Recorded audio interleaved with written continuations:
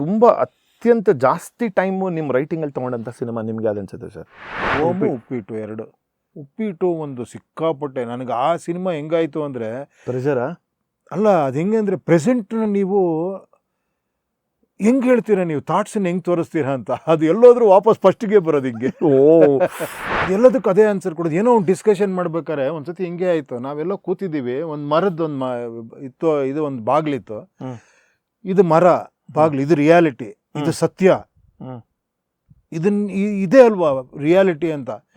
ಆಮೇಲೆ ಹಿಂಗೆ ಹೋಗ್ಬಿಟ್ಟು ಹಿಂಗೆ ನೋಡ್ಬೇಕಾರೆ ಅದು ಇದು ಏನೋ ಸ್ಟೀಲ್ದದು, ಅದಕ್ಕೆ ವುಡನ್ ಪೇಂಟ್ ಹೊಡೆದಿದ್ದಾರೆ.